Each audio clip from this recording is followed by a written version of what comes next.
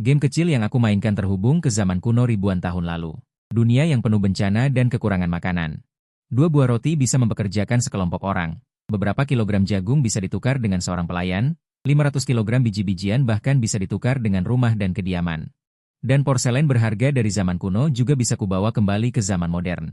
Aku yang dulunya adalah seorang gelandangan tua memilih untuk kembali ke kampung halaman di pedesaan untuk bersantai. Tak disangka, aku hanya bermain game kecil di sela-sela memanen jagung. Kemudian seluruh tubuhku menghilang di tempat. Detik berikutnya, aku muncul di jalanan yang mirip kota kuno. Hal terbanyak yang terlihat adalah pengemis yang berpakaian compang-camping. Bahkan mereka yang berpakaian sedikit lebih baik pun kurus dan pucat, tanpa kekurangan gizi. Apakah ini perjalanan waktu? Atau aku masuk ke dalam game? Aku berdiri di tengah jalan dengan waspada. Seorang wanita berambut kusut dan kotor tiba-tiba berlutut di kakiku, sambil bersujud dan memohon. Tuan, mohon belilah aku. Cukup 10 koin tembaga saja. Biarkan aku menguburkan ayahku saja. Aku bersedia menjadi budak dan pelayan, melayanimu dengan baik seumur hidup. Aku tanpa sadar merogoh saku. Di saku masih ada sedikit uang. Tetapi uang kertas ini mungkin tidak bisa digunakan di sini. Saat ini, sebuah halaman gudang tiba-tiba muncul di benakku. Ini adalah fungsi gudang dari game simulasi yang pernah kumainkan sebelumnya. Hanya saja, dulu gudang itu penuh dengan berbagai macam perbekalan. Sekarang hanya tersisa selusin karung jagung. Bukankah ini jagung yang baru kupetik dari ladang sore ini? Ternyata dimasukkan ke dalam gudang. Nona, aku juga tidak punya uang. Tapi aku punya sedikit biji-bijian di sini. Belum selesai aku berbicara, bukan hanya gadis yang bersujud. Semua pengemis di sekitarnya mengangkat kepala. Tatapan itu seperti binatang buas yang melihat mangsanya. Gadis yang bersujud itu berkata berulang kali. Terima kasih Tuan karena bersedia membeliku. Apakah kamu bilang bisa dengan biji-bijian? Aku melihat gadis malang di depanku, menahan bau asam yang menyengat dari tubuhnya dan bertanya. Gadis itu mengangguk berulang kali. 10 kati biji-bijian sudah cukup. Tidak, 5 kati juga boleh. Gadis itu buru-buru mengubah perkataannya, takut aku tidak akan membelinya. 5 kati. Aku justru semakin terkejut. Dunia macam apa ini? Hanya dengan 5 kati biji-bijian bisa membeli seorang wanita. Gadis itu mengira aku masih merasa kemahalan, mengangkat kepalanya dan berkata dengan ragu. Tuan, 3 kati? Tidak bisa kurang dari 3 kati lagi. Aku sudah bertanya pada pemilik toko peti mati. Peti mati termurah setidaknya membutuhkan 3 kati biji-bijian. Mendengar ini, aku tahu bahwa gadis ini salah paham padaku. Ini bukan karena merasa kemahalan, tapi karena merasa terlalu murah. Aku sama sekali tidak menyangka. Beras termurah di zaman modern menjadi alat tukar yang keras di sini. Nona, jangan khawatir. Seperti yang kau katakan tadi, 10 kati beras untuk memilih peti mati bagi ayahmu. Sungguh, terima kasih banyak, Tuan. Terima kasih banyak, Tuan. Gadis itu langsung menangis terharu. Aku membujuknya dan membantunya berdiri. Kemudian kami berdua pergi ke toko peti mati terdekat. Setelah beberapa tawar-menawar, aku menukar 5 kati tongkol jagung dengan peti mati kelas menengah. Kemudian aku menggunakan beberapa tongkol jagung untuk meminta orang membantu menguburnya di luar kota. Dalam perjalanan kembali ke kota, aku menyuruh orang yang membantu pergi terlebih dahulu, lalu mengeluarkan 5 kati tongkol jagung lagi dan memasukkannya ke dalam tas untuk gadis itu. 10 kati yang dijanjikan sebelumnya, ini sisanya. Bawalah beras ini dan pulanglah. Tuan, apakah Anda tidak menginginkan saya lagi? Gadis itu langsung panik. Tuan, mohon jangan usir saya. Saya sangat pandai melayani orang. Saya akan melakukan apa saja. Mohon jangan usir saya. Tak berdaya. Aku membawa gadis yang menjual dirinya untuk menguburkan ayahnya kembali ke kota. Gadis ini keras kepala. Demi 10 kati beras, dia menjual dirinya sendiri. Bahkan jika diusir, dia tidak mau pergi. Kalau begitu, aku akan mengganti namamu. Mulai hari ini, kau bisa dianggap terlahir kembali. Mulai sekarang, namamu Qiu Xiang. Dan juga, jangan panggil aku Tuan. Itu membuatku merasa tua. Baik, Tuan. Terserah Tuan saja. Setelah kembali ke kota, aku baru mengerti beberapa informasi tentang dunia ini. Tempat ini bernama Kabupaten Lanyun. Adalah kota kecil di dekat ibu kota kerajaan Long. Meskipun perkembangannya tidak terlalu baik, pengemis dan gelandangan ada di mana-mana. Tetapi dibandingkan dengan daerah lain yang dilanda bencana, itu sudah jauh lebih baik. Bencana besar selama beberapa tahun berturut-turut. Banjir dan kekeringan menyebabkan tanah terlantar dan 9 dari 10 rumah kosong. Di mana-mana terlihat pemandangan tragis kelaparan. Inilah alasan mengapa makanan sangat berharga. Sekarang memiliki makanan di tangan berarti memiliki segalanya. Setelah mengetahui semua ini, hatiku menjadi tenang. Sekarang aku memegang lebih dari 10 kantong tongkol jagung. Berat totalnya lebih dari 2000 kati. Aku benar-benar orang kaya kecil. Di zaman modern, jumlah makanan ini bahkan tidak cukup untuk menghidupi diri sendiri. Tetapi di sini itu bisa membuatku menjadi orang di atas orang lain, Qiu Xiang. Aku tidak terlalu akrab dengan tempat ini. Apakah kau tahu di mana aku bisa membeli rumah? Aku memutuskan untuk menetap di kota Lanyun. Bagaimanapun, ini adalah Kyoto, situasinya pasti jauh lebih baik daripada tempat lain. Qiu Xiang menelan roti jagung dengan lahap. Tuan, jika Anda ingin membeli rumah, Anda harus mencari perantara. Ada satu tidak jauh di depan. Panggilan ini juga jauh lebih enak didengar. Aku mengangguk dan berkata, kamu makan dulu, setelah kenyang, kita pergi dan melihat-lihat. Qiu Xiang membawaku ke perantara. Ketika mereka mendengar bahwa aku datang untuk membeli rumah, perantara itu memperlakukanku seperti ayah kandung mereka. Jangan terlalu antusias, dalam situasi ini, mereka yang punya uang dan koneksi pergi ke Kyoto. Orang-orang yang tinggal bisa makan sampai kenyang sudah bagus, siapa yang masih membeli rumah? Di bawah sambutan hangat perantara. Aku mengatakan kebutuhanku, dan dalam waktu kurang dari 1 jam, aku sudah memiliki rumah pertama dalam hidupku. Dan itu adalah rumah mewah dengan halaman depan dan belakang, serta lebih dari 10 kamar, dengan harga hanya 500 kati tongkol jagung. Nilai uang ini sangat tinggi. Setelah mengantar perantara pergi, aku berdiri di halaman. Memeriksa rumah yang 80% baru ini, dan melihat ke arah kantor pemerintah daerah, aku tidak bisa menahan tawa terbahak-bahak. Inilah hidup yang sebenarnya. Qiu Xiang, kalian iri sampai mati. Aku berteriak di halaman, kamu bereskan rumah dulu, aku akan pergi membeli beberapa barang. Qiu Xiang, yang sedang membersihkan kamar, bergegas keluar, baik, Tuan. Qiu Xiang mengangguk dengan hormat. Dia sangat berterima kasih padaku dari lubuk hatinya. Kamu sibuklah, aku melambaikan tanganku, lalu keluar dengan tangan di belakang punggung. Rumah itu memiliki semua perabotan, tetapi barang-barang seperti spray, panci, dan wajan harus dibeli. Tiba di jalan, aku berjalan-jalan sambil membeli barang. Karena bencana kelaparan. Bisnis toko-toko ini umumnya sangat sepi. Melalui obrolan dengan pemilik toko, aku belajar lebih banyak tentang dunia ini. Malam tiba, aku kembali dengan membawa 2 anjing hitam besar. Adapun barang-barang yang dibeli, semuanya disimpan di gudang. Setelah mengeluarkan barang-barang yang dibeli dari gudang, aku berteriak. Qiu Xiang, aku kembali. Sesosok bayangan hitam segera berlari keluar dari rumah, melihat barang-barang yang menumpuk di tanah. Dia langsung terkejut dan tidak bisa berkata apa-apa. Dia belum pernah melihat ini seumur hidupnya. Apa yang kamu tunggu? Cepat bawa barang-barang itu ke dalam rumah, bawa sayuran dan biji-bijian ini ke dapur untuk memasak. Baik, Tuan. Qiu Xiang membawa panci, wajan, dan biji-bijian, dan pergi ke dapur. Sementara aku memasukkan barang-barang itu ke kamar tidur yang aku pilih, menyalakan lilin, aku bersenandung sambil memasang spray dan selimut baru. Setelah selesai membereskan, aku mengeluarkan 2 roti jagung. Melemparkan kedua anjing hitam besar. Kedua anjing hitam itu langsung menggonggong dan menggigit ekorku. Kedua anjing ini bisa bertahan hidup sampai sekarang. Tidak dimakan orang, itu juga keberuntungan besar. Setengah jam kemudian, Qiu Xiang menghidangkan makanan harum di atas meja, lalu mengambil 2 roti jagung dan bersiap untuk keluar. Qiu Xiang, mau kemana? Sini, makan bersama. Aku mengetuk meja. Qiu Xiang tertegun, lalu segera menggelengkan kepala. Tidak, tidak bisa. Buddha adalah pelayan, tidak bisa makan semeja dengan Tuan. Karena aku adalah Tuan. Apakah kamu harus mendengarkanku? Cepat kemari dan makan. Setelah kenyang, mandilah. Aku membelikanmu baju baru, nanti coba apakah pas atau tidak. Qiu Xiang mendengar ini, segera berlutut lagi. Terima kasih Tuan, sangat baik pada Buddha. Baiklah, cepat bangun. Sekarang di rumah ini hanya ada kita berdua. Jika kamu tidak menemaniku makan, aku sangat kesepian. Hanya saja baunya terlalu kuat. Aku harus segera menyuruhnya mandi. Setelah makan bersama, Qiu Xiang dengan cekatan membereskan. Sementara aku membawa 2 anjing hitam besar.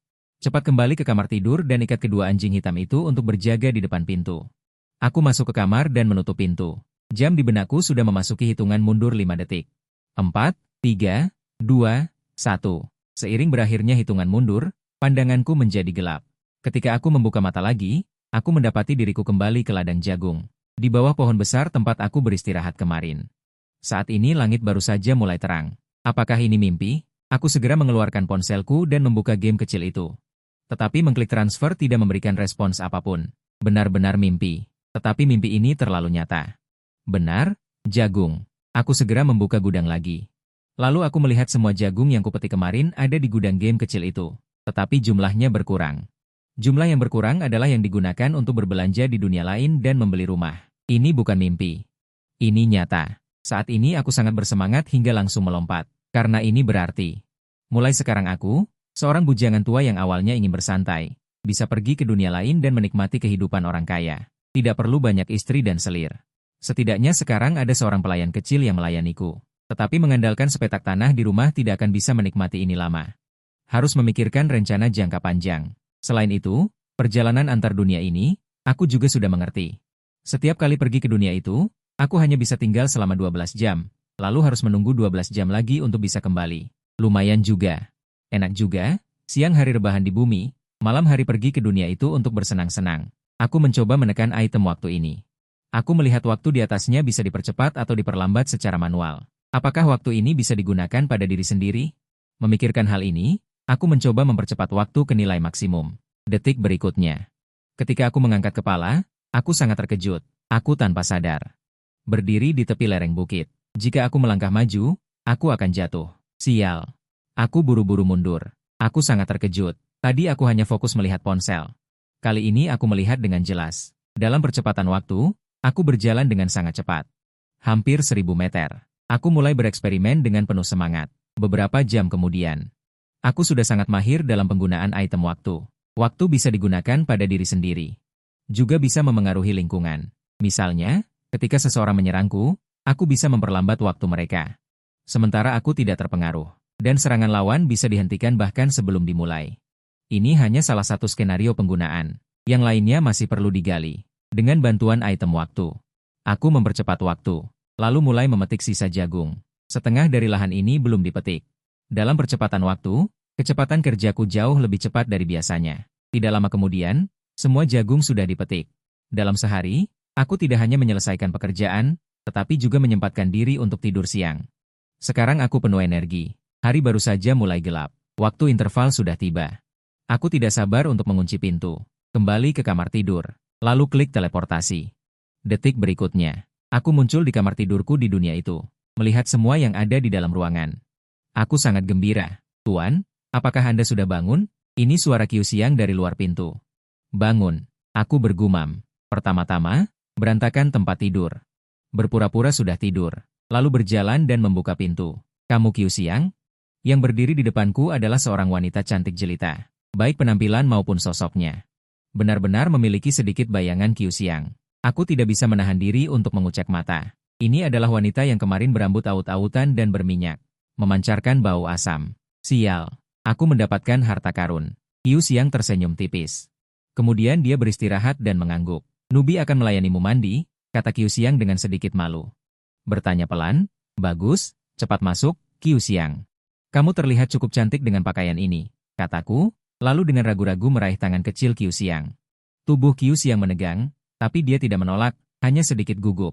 Terima kasih, Tuan, telah membelikan pakaian untukku. Seumur hidupku, Anda adalah orang pertama yang membelikan pakaian baru untukku. Aku akan membelikanmu lebih banyak pakaian bagus di masa depan. Qiu Xiang menggelengkan kepalanya dan berkata, Qiu Xiang adalah seorang budak. Tidak pantas bagimu untuk memperlakukanku dengan baik. Gadis bodoh, aku ingin memperlakukanmu dengan baik. Tidak ada yang bisa menghentikanku. Aku dengan lembut mengusap hidung kecil Qiu Xiang dan memutarinya sekali. Biarkan Tuan melihatnya dengan baik. Qiu Xiang meletakkan baskom di atas bangku, lalu di bawah tatapanku yang membara. Wajahnya memerah dan dia berputar sekali. Meskipun hanya pakaian biasa, tapi saat dikenakan pada Qiu Xiang, itu menonjolkan sosoknya yang ramping. Aku menemukan pelayan kecil yang cantik, dan melihatnya tampak siap dipetik.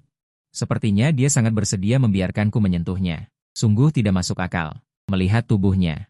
Dia adalah orang yang baik untuk melahirkan anak. Qiu Xiang langsung tersipu dan menundukkan kepalanya, lalu berkata dengan suara yang hanya bisa dia dengar. Jika Tuan menginginkan, Nubi selalu menjadi milikmu. Kalimat ini langsung membuat tekanan darahku melonjak. Tuan ingin kamu sekarang. Aku menerkam seperti serigala lapar. Setelah lebih dari 1 jam, bujangan tua akhirnya menjadi pria sejati. Gedebuk, gedebuk, gedebuk. Itu adalah pintu gerbang yang diketuk. 2 anjing hitam besar juga ikut menggonggong dengan liar. Pintu gerbang ditendang terbuka, dan sekelompok preman mengerumuni seorang bermata satu dan menerobos masuk ke halaman.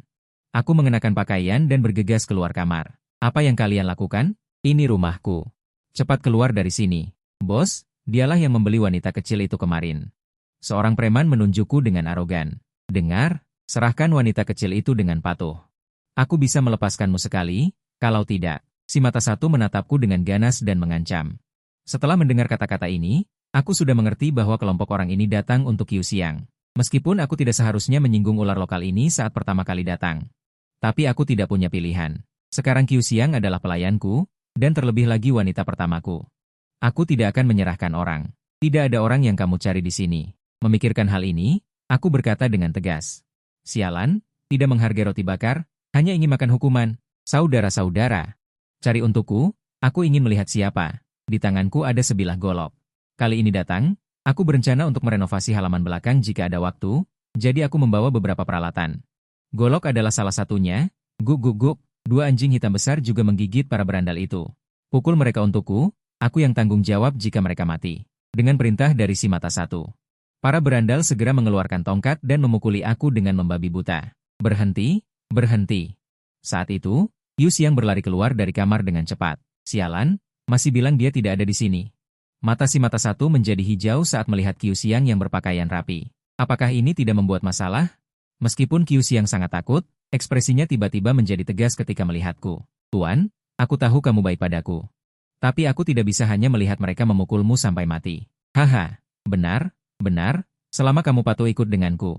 Aku tidak akan memukulnya, paling juga mematahkan kaki ketiganya. Si mata satu sangat senang. Aku tidak menyangka wanita kecil ini akan begitu cantik setelah berdandan. Pasti bisa dijual dengan harga yang bagus. Wanitaku, tidak ada yang boleh menyentuhnya. Tidak ada yang boleh membawanya pergi. Heida, Hei, gigit mereka sampai mati. Aku berteriak dengan marah. Segera aku menggunakan item waktu. Detik berikutnya, gerakan si mata satu dan para berandal itu. Di mataku menjadi lambat, sementara Heida dan Hei tidak terpengaruh dan menggigit orang-orang itu seperti orang gila. Untuk sesaat, jeritan memenuhi seluruh halaman. Mungkin setelah ini, termasuk si mata satu dan para berandal itu. Semuanya berlumuran darah karena gigitan anjing. Bahkan ada seseorang yang setengah wajahnya hancur digigit. Jika bukan karena kebaikanku, mereka pasti sudah tidak akan selamat. Bukan karena aku berhati lembut, tapi karena aku tidak ingin ada orang mati di halaman rumahku. Terlalu sial untuk ditinggali. Dengan item waktu, menyelesaikan masalah ini bukanlah hal yang sulit. Aku telah menghormati hukum selama beberapa dekade. Karena aku telah datang ke masyarakat feodal yang saling memangsa ini, naluri berdarahku yang tertekan juga telah diaktifkan. Tunggu saja, aku belum selesai denganmu. Si mata satu berteriak. Dia melarikan diri dengan terpincang-pincang. Sekelompok berandal juga berlarian ke segala arah sambil melarikan diri. Terlihat sangat menyedihkan. Tuan, ini semua salahku karena telah menyebabkan masalah bagimu. Qiu Xiang menangis dengan menyalahkan diri sendiri. Bagaimana ini bisa menyalahkanmu? Jangan menangis, semuanya sudah berlalu. Aku memegang wajah kecilnya dan menyeka air matanya. Qiu Xiang menggelengkan kepalanya dan berkata, orang-orang ini adalah penguasa lokal di Kabupaten Lanyun. Biasanya mereka melakukan banyak hal ilegal, tetapi banyak gadis yang melarikan diri diculik dan dijual ke rumah bordil. Beberapa hari yang lalu mereka mengincar saya lagi. Kemarin saya melihat Tuan bertubuh kekar dan wajahnya berseri-seri. Pasti Tuan orang kaya, jadi saya mohon agar Tuan membeli saya. Pertama untuk membelikan peti mati untuk ayah saya. Kedua, juga untuk mencari pelindung bagi diri sendiri. Karena saya tahu bahwa orang-orang itu tidak akan melepaskan saya. Kamu memang pintar. Salahkan saja dunia yang kejam ini. Lupakan saja, jangan katakan lagi. Ikut dengan Tuan untuk melakukan sesuatu. Qiu Xiang mengunci pintu gerbang, lalu mereka berdua membawa dua anjing keluar rumah dan pergi ke tempat pembagian bubur di gerbang kota. Saya berteriak keras kepada para pengungsi yang bersandar di sudut tembok dan tampak lesu. Siapa di antara kalian yang bersedia membantu saya bekerja? 2 roti setiap hari, makan sepuasnya. Roti. Suasana menjadi hening sejenak, kemudian sekelompok besar pengungsi berkerumun. Tuan, tubuh saya sehat, saya kuat. Saya bisa memikul 2 karung goni. Dan saya bisa melakukan semua pekerjaan. Suasana menjadi kacau untuk sementara waktu, saya hanya bisa berdiri di atas meja pembagian bubur di samping dan berteriak keras. Jangan berisik, berbaris dengan rapi. Siapa yang berteriak sembarangan? Langsung didiskualifikasi. Hehe, dan kamu. Saya memilih beberapa pengungsi yang terlihat cukup kuat, lalu bersiap membawa mereka pulang. Tuan, tunggu sebentar. Seorang wanita berpakaian ketat yang agak kotor dan compang-camping menghentikan saya. Meskipun tidak secantik Qiu Xiang, tetapi tubuhnya terlihat sangat gesit dan mengenakan pakaian ketat. Sepertinya dia adalah seorang ahli bela diri, memiliki pesona yang unik. Wanita berpakaian ketat itu sedikit ragu-ragu. Kemudian berjalan mendekat dan memberi hormat kepada saya. Nama saya Ye Xiaodi. Ayah saya dulunya adalah pengawal dari Biro Pengawal Wei Yuan di ibu kota. Karena kampung halaman dilanda bencana, kami mengungsi ke sini. Saya sudah berlatih seni bela diri sejak kecil dengan ayah saya. Pencuri biasa tidak bisa mendekat. Saya tidak tahu apakah Tuan kekurangan penjaga rumah. Tentu saja, saya juga bisa bekerja. Saya sangat kuat. Pria biasa tidak bisa menandingi saya. Kamu bilang kamu kuat. Kemampuanmu juga tidak kecil. Bisakah kamu membuktikannya padaku? Selama kamu memiliki kemampuan yang sebenarnya, pasti ada makanan untukmu di rumahku. Saya pikir Ye Xiaodi tidak akan berbohong. Kata orang tidak bisa dipercaya, lebih baik melihat dengan mata sendiri. Sekarang orang-orang ini, demi sesuap nasi, segala macam hal buruk bisa dilakukan. Apalagi berbohong beberapa patah kata. Tentu saja, dia juga membutuhkan pengawal wanita untuk melindungi Qiu Xiang. Saat dia ada di siang hari, tentu saja tidak perlu takut, tetapi di malam hari dia kembali ke bumi. Hanya ada Qiu Xiang sendirian di rumah, itu terlalu tidak aman. Para pekerja sementara yang direkrut hari ini. Sebenarnya, tujuannya adalah untuk menguji dan melihat siapa yang bekerja lebih solid dan siapa yang mencuri dan bermain curang. Ketika malam tiba, aku akan menahan mereka yang berkinerja baik dan sementara bertindak sebagai pengawal. Ditambah 2 anjing hitam besar, keamanan Qiu Xiang tidak akan menjadi masalah. Dan kemunculan Ye Xiaodi. Seperti mendapat bantal saat mengantuk. Bukan hanya Qiu Xiang, dia sendiri juga menginginkan pengawal. Tidak lebih dari mengurus beberapa kali makan dan menghabiskan sedikit makanan. Ye Xiaodi mengangguk. Kemudian, di bawah tatapan semua orang, dia memainkan 1 set tinju. Meskipun aku tidak mengerti seni bela diri. Tetapi aku dapat melihat bahwa kekuatannya tidak kecil. Jika mengenai seseorang, pasti sangat sakit. Setelah 1 set tinju selesai, orang-orang di sekitar segera menjadi sopan. Menonton kegembiraan adalah sifat umum manusia. Bahkan jika perut mereka tidak kenyang, ada kegembiraan untuk ditonton. Orang-orang juga bersedia untuk datang. Ye Xiaodi tidak takut sama sekali, mengepalkan tinjunya dan berterima kasih kepada semua orang. Tapi ini belum selesai. Dia mengambil beberapa batu bata biru besar dan menumpuknya di tanah. Kemudian meletakkan salah satu dari mereka secara horizontal di mulutnya. Dengan suara gigitan. Ye Xiaodi menggunakan tangan kecilnya untuk benar-benar membelah batu bata biru yang keras menjadi 2. Bagus, gadis bagus. Ini terlalu hebat. Ya, batu bata biru yang begitu keras benar-benar dapat dibagi menjadi 2. Jika mengenai seseorang, itu pasti sangat menyakitkan. Kali ini semua orang. Sorak-sorai lebih keras. Aku jamin membuat seseorang makan sampai kenyang adalah imbalan terbesar. Terima kasih, Lin Ye. Ye Xiaodi segera menunjukkan kegembiraan, tetapi kemudian bertanya dengan sedikit malu. Lin Ye, bisakah aku membawa ibuku bersamaku? Aku bisa makan lebih sedikit. Aku berpikir sejenak dan berkata, tentu saja bisa, tetapi kamu harus mengalahkanku terlebih dahulu. Ye Xiaodi tertawa. Sangat mudah untuk membedakan antara praktisi seni bela diri dan orang biasa. Dia dapat melihat sekilas bahwa aku tidak tahu seni bela diri. Mengalahkanku seperti bermain-main. Tetapi bagaimana jika dia melukai kepala keluarga dan membuat orang kehilangan muka? Apakah dia masih akan mempekerjakanku? Tetapi jika aku tidak mengalahkannya, aku tidak bisa membawa ibuku bersama-sama masuk sebagai pemenang. Ini memberikan tantangan bagi Ye Xiaodi. Aku tidak tahu apa yang Ye Xiaodi pikirkan dengan bertanggung jawab. Tentu saja, tujuannya juga tidak sederhana, melainkan memanfaatkan kesempatan ini untuk menunjukkan kekuatannya. Mengejutkan, Xiao Xiao. Kenapa? Tidak berani? Ye Xiaodi menggigit bibirnya. Bertanya, Lin Ye, apakah kamu tidak bercanda? Tentu saja tidak. Selama kamu mengalahkanku, kamu dan ibumu bisa pergi ke rumahku dan bisa kenyang. Aku berkata, baiklah, kalau begitu aku akan menyinggungmu. Ye Xiaodi berpikir sejenak. Lalu memutuskan, ayo, keluarkan kemampuan terkuatmu dan biarkan aku melihatnya. Setelah aku selesai berbicara, aku berpura-pura dan menunjukkan posisi awal Tai Chi. Ye Xiaodi tidak hanya sedikit terkejut melihat postur ini. Postur ini terlihat memiliki sesuatu. Mungkinkah dia adalah seorang ahli yang menyembunyikan kemampuannya? Maafkan aku.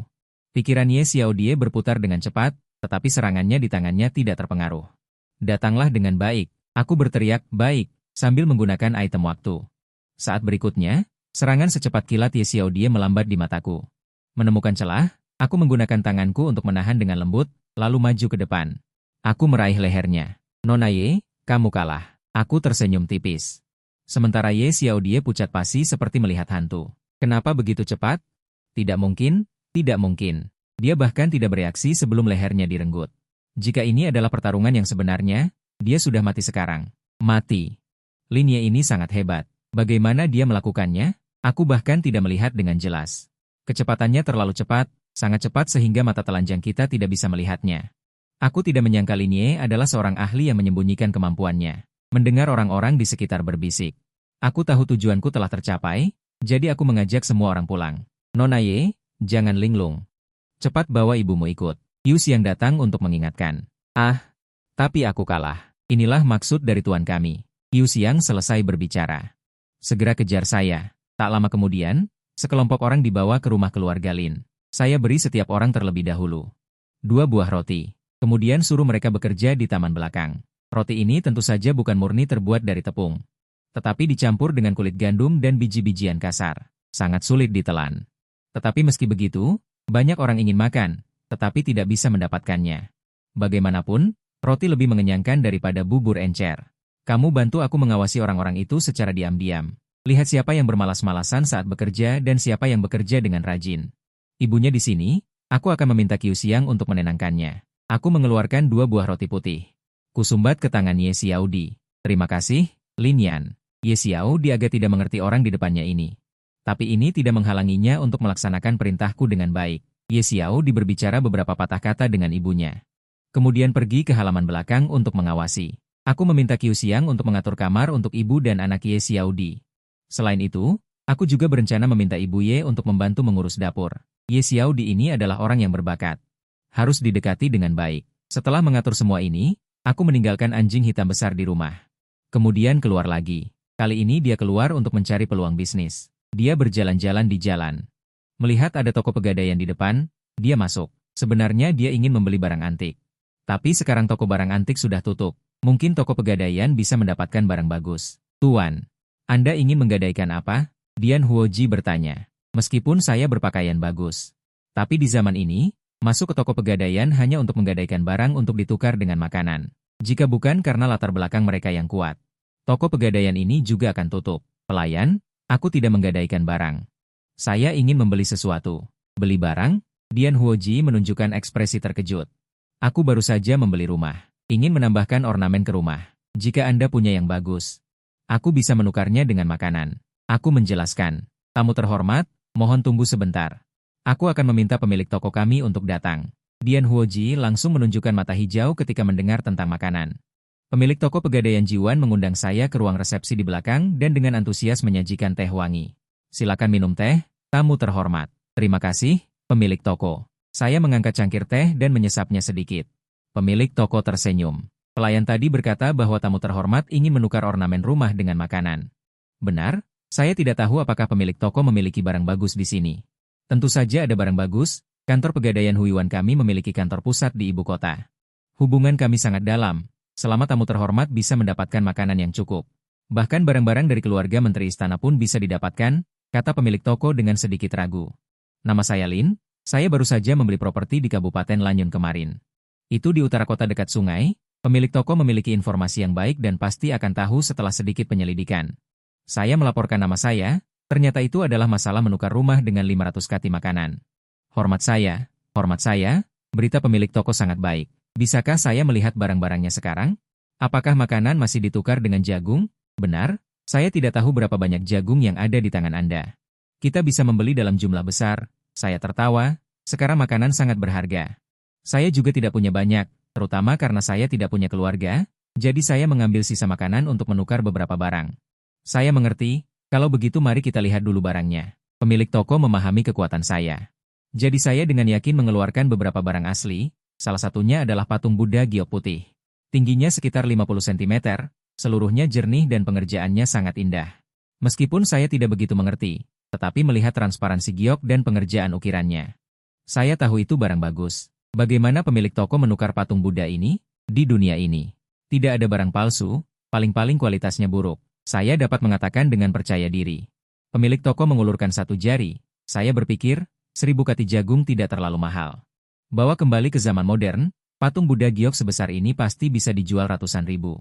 Bahkan jika dijual puluhan ribu pun tidak masalah. 1000 kati jagung hanya berapa banyak uang? Untung besar puluhan kali lipat. Transaksi ini sangat berharga. Tetapi segera setelah itu, saya mendengar pemilik toko tua berkata, Tuan Lin, jika Anda menyukai patung Buddha giok ini, 100 kati jagung dapat ditukar. 100 kati? Saya terkejut, tetapi kemudian saya memahaminya.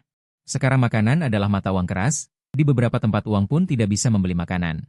Seperti kata pepatah, emas di masa kekacauan, barang antik di masa damai. Sekarang bukan masa kekacauan. Tapi tidak jauh lebih kuat, mengumpulkan barang antik ini tidak sebaik menyimpan beberapa kati biji-bijian lagi. Di saat-saat kritis bisa menyelamatkan nyawa, Buddha giok milik Tuan Lin ini sangat indah. Hanya batu giok putih lemak domba terbaik, dulu saat tahun-tahun baik, setidaknya bernilai 100 tael perak. Tuan toko, Anda juga tahu situasi saat ini, yaitu saya. Karena baru saja menetap di Kabupaten Lanyun, saya ingin menggunakan sisa biji-bijian untuk ditukar dengan sedikit perak, apalagi saya menggunakan jagung. Ini adalah biji-bijian yang berasal dari negara lain, Tuan Toko Tua berpikir sejenak. Dengan cepat berkata sambil tersenyum, Tuan Lin, saya ingin berteman dengan Anda, jadi Buddha giok ini.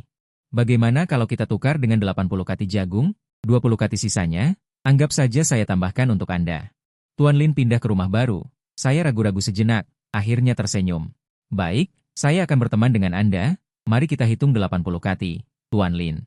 Anda lihat lagi vas porselen biru dan putih ini, dibuat khusus untuk keluarga kerajaan, diproduksi oleh Kiln Top Jingdesen. Jika Anda menyukainya, bagaimana kalau kita hitung 50 kati jagung, lalu ada set meja dan kursi Huang Huali ini. Dulu digunakan oleh seorang sarjana tinggi, tetapi keluarganya jatuh, itulah sebabnya sampai di tangan kami. Tuan Toko Tua dengan antusias memperkenalkan, setelah setengah jam, saya menggunakan 500 kati jagung. Menukar selusin barang bagus, Tuan Toko Chen, nanti malam, tolong minta pelayan untuk membawa barang-barang. Kirim ke rumahku, bagaimana kalau biji-bijian dibawa kembali bersama? Tidak masalah. Adik Lin, jangan khawatir, pasti akan dikirim dengan aman. Chen Jingzi memegang tanganku. Dengan antusias mengantarnya ke pintu, lalu berbisik di telingaku. Adik Lin, hal yang saya katakan tadi. Anda pikirkan lagi, selama ada biji-bijian, bahkan barang-barang di istana. Kami juga bisa mendapatkannya untuk Anda, barang-barang di istana juga bisa didapatkan, milik permaisuri. Chen Jingzi tersenyum samar, hal ini Anda tahu, saya tahu, tetapi jangan pernah mengumumkannya. Baik, tunggu saya membawa biji-bijian lagi, lalu datang untuk mendukung barang-barang yang digunakan oleh permaisuri. Bisa didapatkan, latar belakang toko gadai ini sangat dalam, sepertinya saya harus lebih berhati-hati. Keluar dari toko gadai, saya terus berjalan-jalan di jalan, apa yang saya lihat di depan mata hanya bisa digambarkan dengan satu kata, yaitu kesuraman. Tidak jauh dari toko gadai, saya melihat sebuah toko obat. Tiba-tiba muncul ide, obat-obatan herbal di era ini semuanya asli. Dan banyak yang masih liar murni, jika saya bisa menukar beberapa ginseng atau noto ginseng. Obat-obatan herbal berharga, membawanya kembali juga bisa menghasilkan selisih yang lumayan, jika umurnya lebih lama. Misalnya mendapatkan ginseng liar berusia 2 atau 300 tahun, bahkan satu tanaman bisa dijual jutaan atau puluhan juta, maka saya benar-benar bisa bersantai di masa depan. Pelanggan yang terhormat, apa yang Anda butuhkan? Begitu masuk, seorang pelayan toko menyambut dan bertanya, "Pelayan, apakah Anda punya ginseng yang lebih tua di sini?" Saya bertanya, "Saya tidak tahu berapa umur yang Anda inginkan, tentu saja semakin lama semakin baik." Pelanggan juga tahu, ginseng ini adalah harta karun yang mengatur hidup, biasanya yang sudah tua. Dikoleksi oleh para pejabat dan tuan tanah, toko obat kami juga beruntung. Hanya mengoleksi satu tanaman berumur 300 tahun, tetapi ini adalah harta karun toko kami, tidak untuk dijual. Jika bisa dijual, berapa harga ginseng tua berumur 300 tahun ini? Pelayan toko berpikir dan berkata, "Saya tidak tahu tentang ini, tetapi yang berumur 200 tahun. Sekarang 50 tael perak, yang berumur 100 tahun adalah 20 tael, dan yang berumur beberapa dekade bahkan lebih murah. Jika saya menggunakan biji-bijian untuk menukar Anda dengan ginseng liar berumur 200 tahun, bagaimana cara menukarnya?" Menukar dengan biji-bijian? Pelanggan tunggu sebentar, saya akan meminta juru tulis, ini bukan wewenang pelayan toko. Bergegas ke belakang untuk memanggil juru tulis, segera seorang juru tulis yang tampak lebih tua berlari. Pelanggan ini berencana menggunakan biji-bijian untuk menukar ginseng? Ya, saya tidak tahu bagaimana cara menukarnya, jika itu biji-bijian berkualitas tinggi. Cukup 50 si, beras selai membutuhkan 200 si. Sangat mahal. Saya sedikit terkejut, 1 si sekitar 100 kati, 50 si adalah 5.000 kati.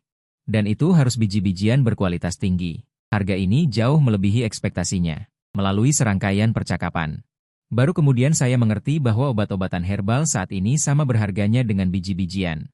Alasan utamanya adalah karena wabah itu. Tentu saja, bagi Qiu Xiang, biji-bijian lebih berharga. Tetapi ginseng liar tua pada dasarnya mengatur hidup dan memelihara. Biasanya orang kaya akan menyimpan beberapa. Untuk berjaga-jaga, benda ini sama sekali tidak perlu khawatir tentang penjualan, setidaknya di Longguo. Harganya selalu sangat stabil. Akhirnya saya menghilangkan ide untuk membeli ginseng, tetapi obat-obatan herbal lainnya harus lebih murah. Jadi saya juga menukar 500 jin jagung dengan bahan obat, termasuk panas noto ginseng dan dendrobium officinale. Serta Chen Xiang, masing-masing 100 jin. Saya hanya tahu beberapa bahan obat ini.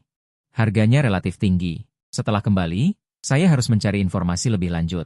Keluar dari apotek, saya menemukan tempat yang sunyi dan memasukkan bahan obat dan mobil terbang kecil yang diberikan oleh apotek ke dalam gudang. Saya tidak berencana untuk menghasilkan uang. Masih ada waktu, selesaikan dulu masalahnya. Tidak sulit menemukan kelompok bermata satu karena banyak orang membicarakan tentang mereka digigit anjing.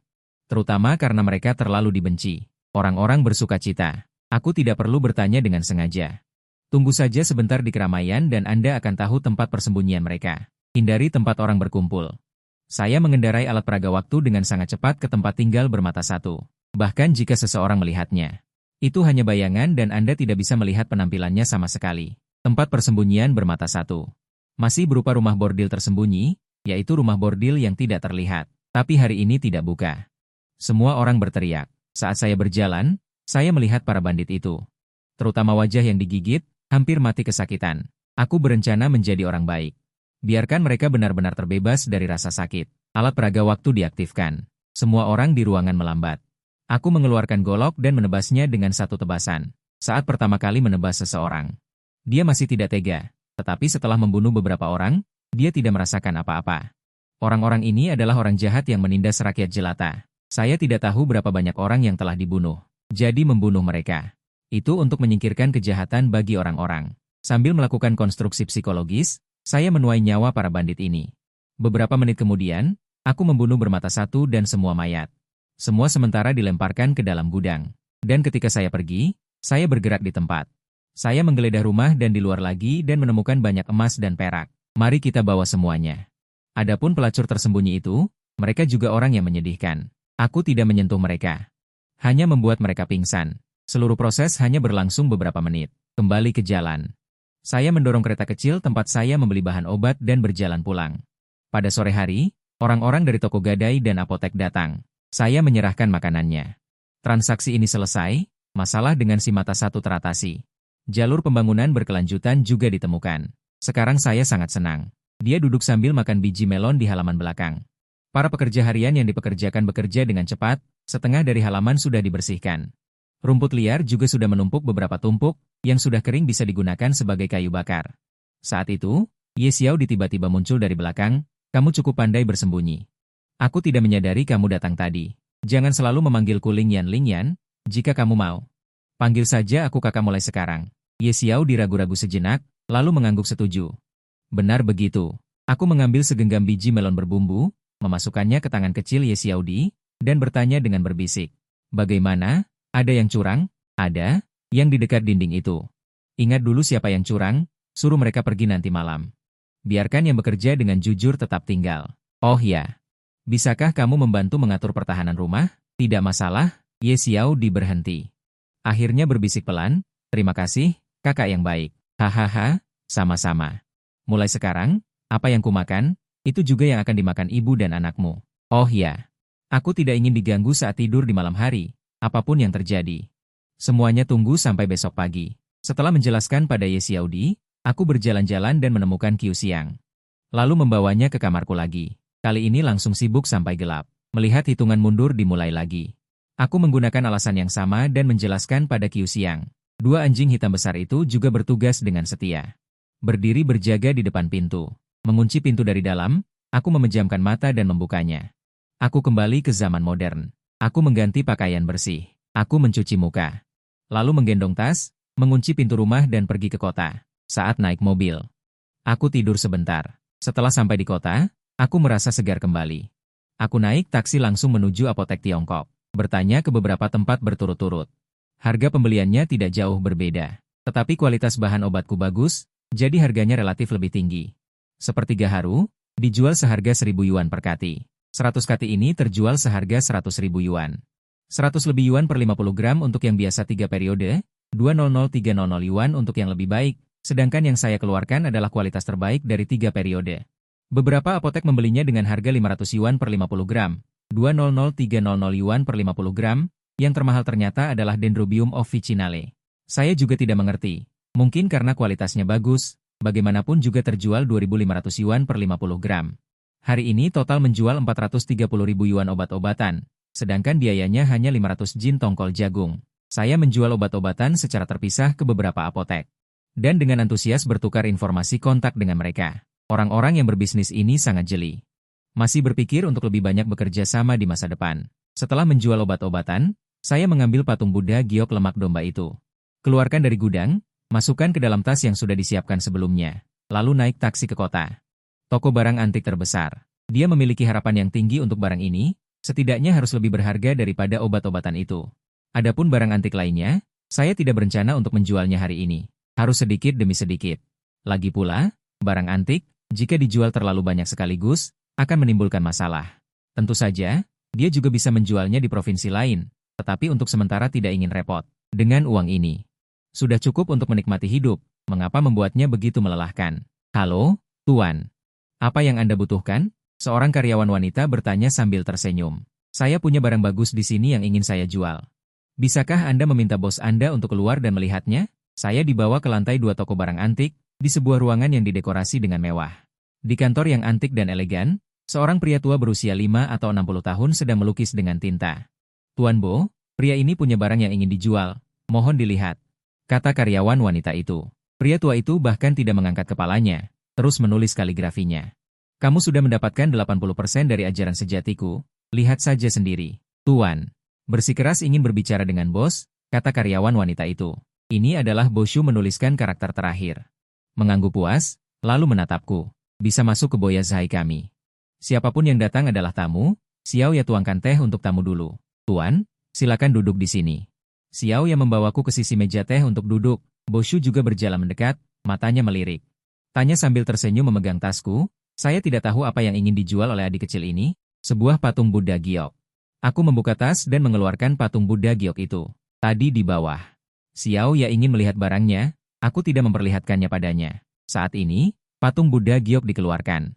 Mata Xiao ya langsung tertarik, dan mata Boshu juga langsung berbinar. Dia segera memakai sarung tangan. Dia memegang kaca pembesar dan senter kecil, mengamatinya dengan cermat. Setelah selesai melihat, dia meminta Xiao ya untuk melihatnya sekali lagi. Xiao ya, coba katakan dulu, kata Boshu dengan nada menguji. Xiao ya mengatur bahasanya dan berkata, baik dari segi teknik ukiran maupun kualitas bahan giok, patung Buddha giok ini termasuk yang terbaik. Dari segi teknik ukiran, karakternya sangat hidup, detailnya sangat halus, dan ketika saya melihatnya tadi, saya bahkan merasakan hati Buddha giok ini yang penuh belas kasihan. Dapat dilihat betapa hebatnya keahliannya. Dari segi bahan, yang digunakan adalah giok putih lemak kambing, dan yang paling atas, tembus pandang di seluruh bagian. Tanpa cacat sedikit pun, giok putih lemak kambing seperti ini, baru pertama kali saya melihatnya. Hanya saja saya tidak bisa melihat usianya. Setelah Boshu mendengarkan penilaian Xiao ya, dia mengangguk setuju, lalu menatapku dan berkata, saudaraku, saya ingin tahu dari mana Anda mendapatkan barang ini? Ini adalah warisan dari leluhur, kataku. Saya ingin tahu apakah leluhur Anda meninggalkan informasi tentang patung Buddha giok ini? Aku menggelengkan kepala. Apa yang dikatakan Xiao ya tadi benar. Patung Buddha giok ini memang berkualitas tinggi. Tetapi patung Buddha yang beredar di pasaran tidak pernah memiliki gaya seperti ini. Ini pertama kalinya saya melihatnya. Saudaraku, jika Anda ingin menjualnya, ada dua opsi yang bisa Anda dengarkan, kata Boshu. Opsi apa? Tanyaku. Pertama, jual langsung ke boya zai kami. Saudaraku datang ke sini, pasti sudah mencari tahu sebelumnya. Jadi harga yang saya berikan pasti adil. Kedua, lelang di rumah lelang. Saya bisa membantu merekomendasikan. Harga lelang akan lebih tinggi. Tetapi akan ada biaya tertentu. Kedua metode ini memiliki kelebihan dan kekurangan masing-masing. Saudaraku bisa mempertimbangkannya dengan baik. Saya ingin bertanya, jika saya menjualnya kepada Anda, berapa banyak uang yang bisa Anda berikan? Boshu mengulurkan 3 jari dan berkata dengan hati-hati, 3 juta. Ini adalah harga tertinggi yang bisa kami berikan. Tentu saja, jika Anda memiliki informasi tentang patung Buddha giok ini, saya bisa menambahkan sedikit lagi. Tambahkan sedikit lagi. Barang ini akan saya jual kepada Anda. Saya tidak mengerti barang antik, tetapi saya sangat puas dengan harga ini. Bahkan jika di kemudian hari orang bisa menjualnya seharga 10 juta, saya tidak akan iri. Saya sudah mendapatkan apa yang seharusnya saya dapatkan. Dan sangat puas dengan itu saja. Dokter itu berpikir sejenak dan berkata, saudaraku, aku akan menambahkan 50.000 lagi untukmu. Bagaimana kalau kita berteman saja? Jika ditambahkan 200.000 lagi, pertemanan ini akan terjalin.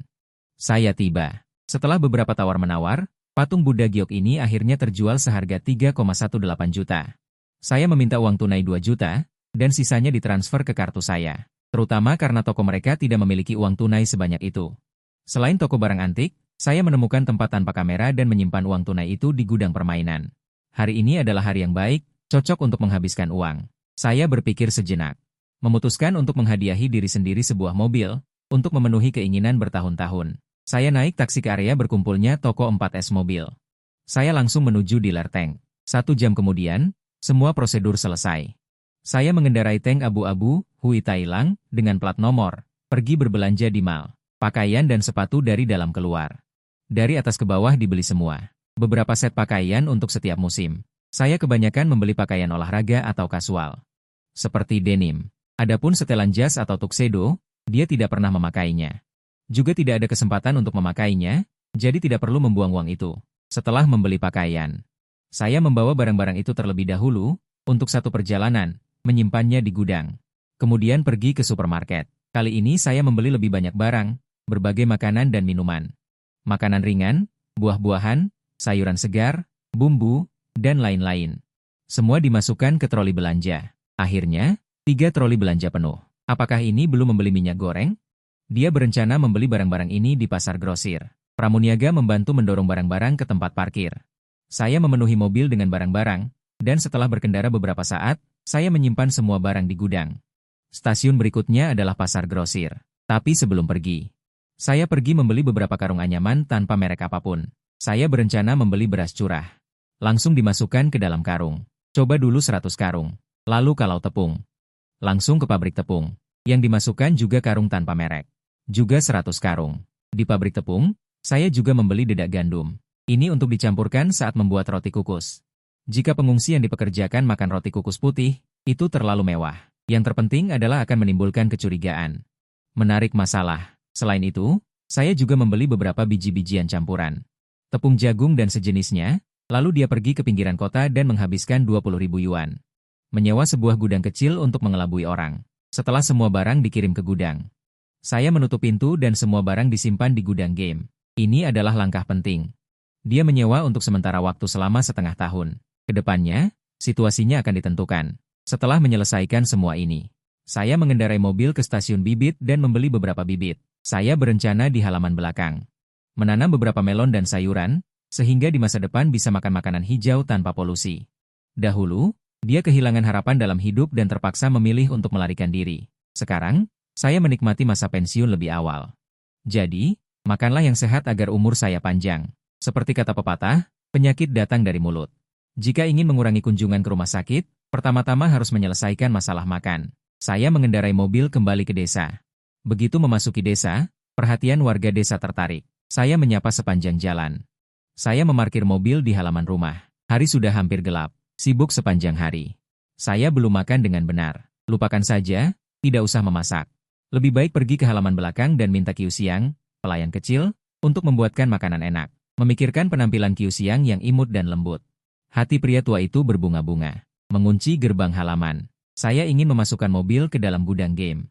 Namun, ada peringatan bahwa tidak dapat menyimpan. Harus meningkatkan gudang terlebih dahulu. Tetapi bagaimana cara meningkatkan? Tidak ada pengingat. Sepertinya harus meraba-raba perlahan. Sepertinya gudang bukanlah tempat untuk menyimpan barang apapun. Awalnya, dia berpikir untuk pergi ke masa depan untuk mendapatkan mobil. Sekarang, itu tidak mungkin. Waktu berlalu dengan cepat. Saya mengunci mobil dan masuk rumah untuk mengunci pintu. Lalu saya tidak sabar untuk memulai transfer. Masa depan. Pagi hari. Saya membuka pintu kamar. Saya melihat 2 anjing hitam besar berjongkok di depan pintu, menatapnya dengan penuh harap. Sementara Kiu Siang memegang air untuk mencuci muka, berdiri di depan pintu. Sepertinya sudah menunggu lama.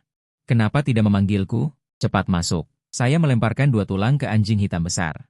Lalu memanggil Kiu Siang untuk masuk ke dalam rumah. Kiu Siang memegang baskom air dan masuk sambil berkata, "Saya juga mengatakan kemarin bahwa saya tidak suka diganggu saat tidur. Jadi, saya menunggu di luar pintu. Ayo, ini juga ada makanan enak untukmu." Kiu Siang masih mengira. Dia juga akan menggertaknya, jadi dia menutup matanya dengan malu-malu, tetapi segera dia merasakan. Ada rasa manis di mulutnya, dan dia langsung membuka matanya dengan heran. "Enak?" Aku bertanya sambil tersenyum, manis sekali. Kantin bisa membuat orang bahagia." Mata indah Kiu Siang terpaku menjadi bulan sabit, menatap senyumannya. Aku tersenyum dan meletakkan beberapa potong permen susu di tangannya. "Kamu pergi kukus beberapa roti, aku pergi menemui Xiao Di dan yang lainnya. Biarkan Ibu Ye membantumu." "Baik, Tuan." Datang ke halaman belakang, Ye Xiao Die sedang memberi perintah. Para pekerja sedang bekerja. Setelah ujian kemarin, sekarang masih ada 7 orang yang tersisa. 3 orang yang mencuri dan bermain curang telah dipecat, dan 7 orang ini. Dalam membimbing yang asli, mereka semua senang dipekerjakan. Tentu saja, mereka jujur sejak awal. Petani yang jujur tidak memiliki terlalu banyak trik. Kakak yang baik. Ye Xiaodie melihatku dan bergegas untuk menyapa. Tuan Tanah, selamat pagi. Pekerja lain juga dengan cepat membungkuk untuk memberi hormat. Aku mendengar sapaan Ye Xiaodie dan memikirkannya. Tapi sekarang, aku masih menahannya. Kemarin, beberapa orang bekerja, mencuri dan bermain curang. Hari ini mereka harus kelaparan. Dan kalian tetap di sini. Aku harap bisa menghargai kesempatan ini. Oke, ayo bekerja dulu. Sebentar lagi aku akan membuatkan makanan enak untuk kalian. Aku menyerahkan beberapa bibit kepada para pekerja dan mengajari mereka cara menanamnya. Kemudian aku menjadi pemilik lepas tangan, menarik tangan Ye Xiaodie dan duduk di pavilion. Aku mengeluarkan beberapa biji melon, permen, dan makanan ringan untuk dibagikan dengannya. Pada saat yang sama, seorang pejabat berpakaian resmi, dengan beberapa petugas dan algojo dari kantor pemerintah, datang di depan rumah Lin. Aroma apa ini? Kenapa begitu harum? Pejabat itu mengendus dan tidak bisa menahan diri untuk bertanya. Aroma ini terlalu menggoda. Membuat air liur menetes. Tuan, aroma ini sepertinya berasal dari rumah Lin, kata seorang petugas di sampingnya. Kebetulan sekali. Masuk dan lihat. Tunggu sebentar. Aku akan pergi memanggil pintu. Seorang petugas berjalan ke depan pintu dan mengetuk dengan keras. Fuyacha, cepat buka pintu, cepat. Sepertinya juga orang dari pemerintah. Mungkinkah itu orang-orang bermata satu? Kemarin pantat mereka digigit anjing sampai meledak. Yu Xiang langsung ketakutan, wajahnya pucat pasi. Ekspresi Ye Xiaodie juga sedikit tegang. Mungkinkah sumber makanan yang baru ditemukan ini akan hilang? Jangan takut, kita tidak melakukan kejahatan, kita juga tidak berbuat jahat. Bahkan jika Raja Langit datang, kita tidak perlu takut. Aku, sebagai orang modern, tidak memiliki rasa hormat terhadap pejabat di era ini. Selain itu, dia bisa pergi kapan saja. Orang-orang ini sama sekali tidak bisa melakukan apapun padaku, hanya akan menyusahkan Qiu Xiang dan yang lainnya. Jadi, kecuali benar-benar terpaksa, aku tidak akan mengambil tindakan ekstrim. Sambil memikirkan solusinya, aku berlari ke gerbang depan. Membuka pintu sendiri. Tuan datang, maafkan kelalaian hamba. Saya melihat ke arah titik fokus yang berdiri di depan pintu. Kemudian, menghadap pejabat itu. Yang jelas berbeda, saya berkata, Anda pemilik rumah ini? Sambil berjalan masuk, pejabat itu bertanya. Benar, hamba ini. Entah apa perintah Tuan? Aku mengikuti di sisi pejabat itu dan menjawab, kemarin, kelompok Long Air datang ke sini untuk membuat masalah. Anda melepaskan anjing untuk menggigit mereka. Apakah itu benar? Pejabat itu tiba-tiba berhenti dan menatapku. Saya dengan tenang berkata, Long Air yang Tuan maksud, apakah preman bermata satu itu? Jangan banyak bicara. Jawab saja, ya atau tidak, bentak seorang petugas polisi di sampingnya. Ya, kataku. Hamba baru saja tiba di Lan Yunxian, membeli seorang pelayan bernama Qiu Xiang yang menjual dirinya untuk menguburkan ayahnya di pasar. Kemudian, kelompok orang ini menerobos masuk rumah hamba, memaksa hamba untuk menyerahkannya. Jika hamba tidak menyerahkannya, mereka akan memukuli hamba sampai mati. Anjing di rumah hamba melindungi pemiliknya. Melihat kelompok orang itu memukuli hamba, mereka menggigit dengan ganas. Kelompok preman itu terluka dan kemudian melarikan diri. Berani? Kamu membunuh mereka semua. Sekarang kamu menggambarkan dirimu sebagai korban yang dianiaya? Kupikir kamu makan empedu beruang dan hati macan tutul. Tangkap dia, tangkap pembunuh kejam dan bengis ini. Dengan perintah pejabat itu, para petugas polisi segera menghunus pedang pinggang mereka dan menempelkannya di leherku.